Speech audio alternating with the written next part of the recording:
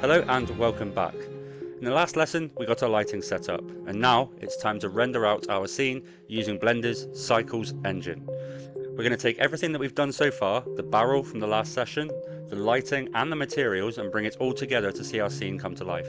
Even if your computer isn't super high powered, don't worry, you can still get great results. In this lesson, we'll focus on the basics of rendering, understanding samples, and how to get a clean, polished final image. So let's jump into Blender.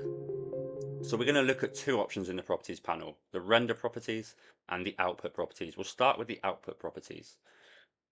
I am just going to hide the lights for a second. I know this turns everything off, and just bring our camera back to scene.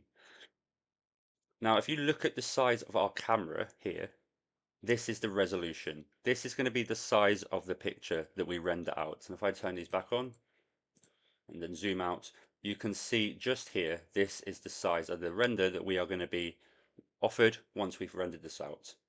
You can change this just here. This is 1K, so you might want to change it, or HD. You might want to change it to Ultra HD or 4K. We'll leave it as is for now, and now we're going to look at render properties. So the first thing you'll see in here is sampling. And when you're rendering in Blender using cycles, the engine calculates how light interacts with your scene, okay, using a process called path tracing. Now, every pixel in your image, if I just come to camera, okay, every pixel in your image is calculated by sending out rays of light to determine the color, the shadows, the reflections, and the indirect light, okay? Now, samples, so you've got samples here for your viewport, samples here for your render, control how many of these rays are calculated per pixel. So if you imagine we break down this image into its individual pixels, each one of these sends out a sample, and then that will calculate the lighting information within your scene. The more samples you use, the more accurate the lighting becomes. This reduces noise, which you can see just here, this speckled effect or grainy look that you sometimes see. And this often happens in areas where you've got complex lighting setups. Now ours isn't very complex, but it's still 3 different light sources, so you could call that quite complex.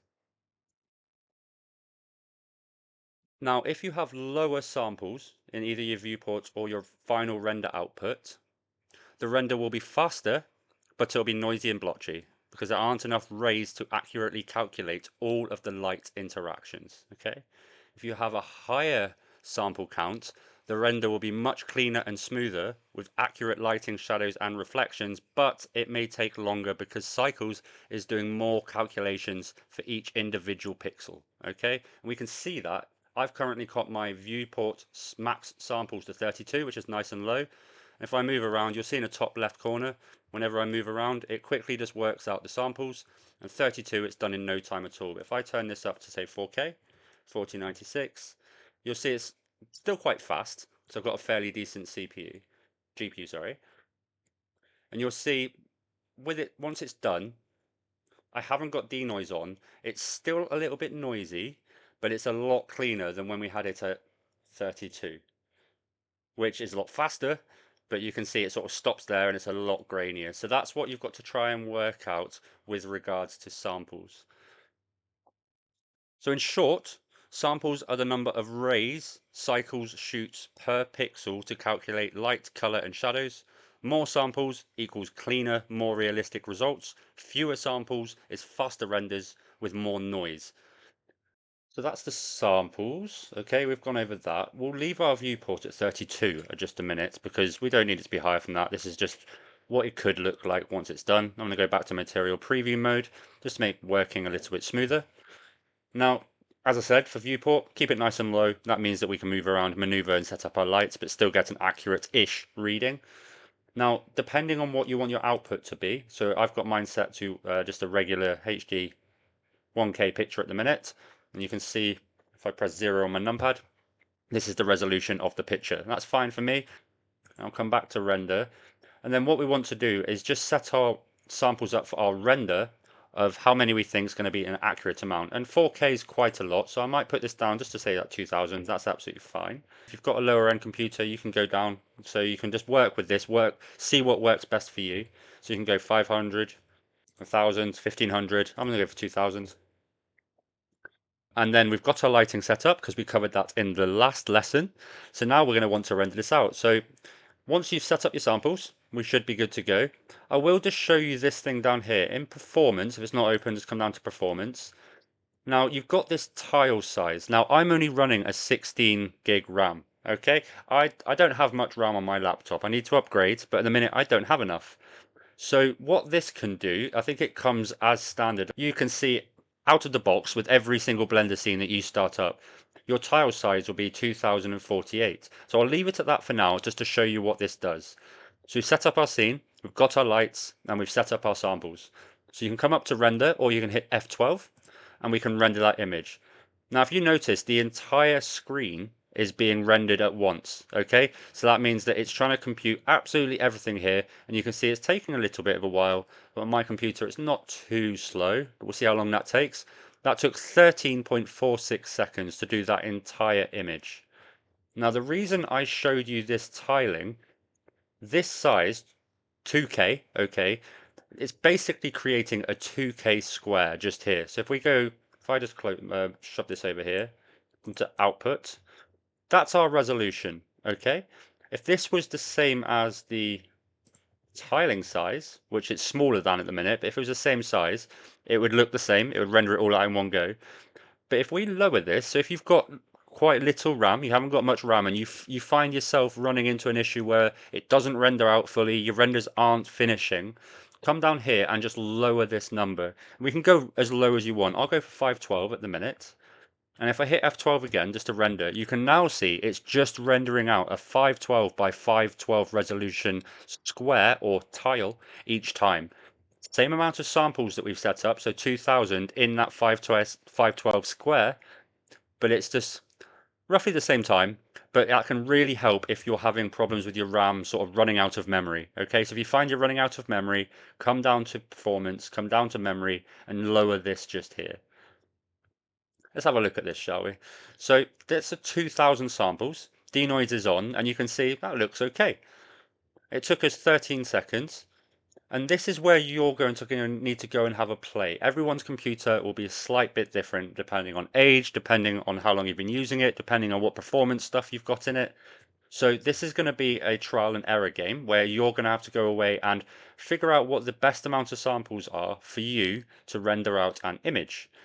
If I just come up to render, if I want to look at that, I've closed it, so it's not here anymore. If I want to look at the image that I've just rendered, I can come to view render.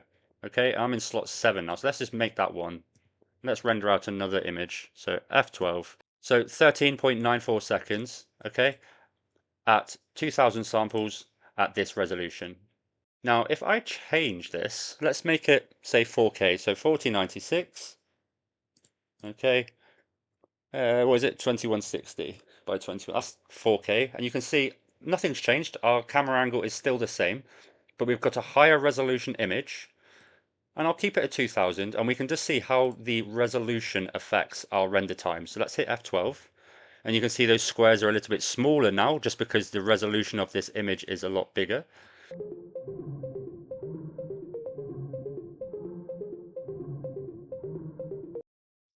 And we can have a quick comparison. So straight away, it took a lot longer just because of the resolution to render this out. Okay, 54.8 seconds for the 4K image. Was it slot 7 for some reason? Whereas this one was 13.8 seconds, but this one was just at 1K standard sort of definition. You can see if I zoom in, we get quite pixelated when we get quite close, but from this distance, it looks okay. In comparison to slot 1, you can see it's a little bit crisper at 4K. We get a little bit more information, and we can zoom in a little bit further before it starts getting pixelated. So depending on what your output is, depending on how you're showing this image, if it's just a portfolio piece, you can try and lower all your resolution, lower your samples until you get something that nicely shows it off without suffering too much on your portfolio. But if this was say a character that you'd spent weeks and months creating and you wanted a really detailed image, a really nicely lit image, you might sacrifice the render time for that nice clean image. So have a play with your resolution, and whilst I'm here actually, this one is now at 4K. I don't have to keep entering in different resolutions. Say if I wanted just to quickly render this out to see what it would look like, I could put 25% here, And now if I hit render, you can see the image has scaled down. It's now at 4.66 seconds, so very, very quick in comparison to the other one, which was about 50 odd seconds. And if we were just testing it out to see what our image looks like, that's very useful. So say at the beginning of your project, you're setting everything up, you've got your camera in your scene, you definitely know you want to go for 4K, set it straight away so you don't forget. But then you can play with this percentage just to quickly render out. And this is useful, especially when it comes to animations. You don't want to be rendering out every single frame at 4K. You can lower this right down, get an idea of how it looks, and then for the final render, you can bump this right back up to 100%, and you can render that out again. So if we want to save our image, we come up to render, come down to view render if you've closed it. Okay, once you're happy with your final image and you're ready to save it and upload it onto wherever it is you need it, you can open your render up, come to image, come to save, choose a nice location for it. Let's go for reference boards, renders. Here we go. Here's one I made earlier. I'll just overwrite that for now. You can turn the compression down if you'd like to. Obviously, it takes up more space, but just we've already set these bits up. You can go for 8 or 16 color depth, it's up to you. RGBA if you've got alpha in the background. If you have rendered this out as a transparent image, you can set the alpha. If not, you can just go RGB, it's up to you. PNG is normally the best one to go for. JPEG, it compresses quite a lot. Some people like to go OpenEXR as well. So figure out what your output is, compress it if you want to, and then just save. And that's it. We've now rendered out our image. So that's it for rendering out. In the last lesson we lit our scene. This lesson we've rendered out our scene, and that is the end of the fundamentals of Blender. So thank you for joining me for the beginning of this course. All of the lessons that I have covered recently have been the fundamentals in getting going in Blender. Nearly every topic that I've touched base on, from modeling to textures to lighting to rendering out, all of this we can go further and deep dive even further into, and we will do later on in the course. But all the lessons we've done to this point are to get you going so you can at least have a play, start getting a feel for what Blender is, start getting an understanding of the tools available to you. And once you're happy with all of these tools and it becomes second nature, the rest of the course will be easy as pie. So thank you for joining me. I look forward to the next section where we build our first character together, and I'll see you then.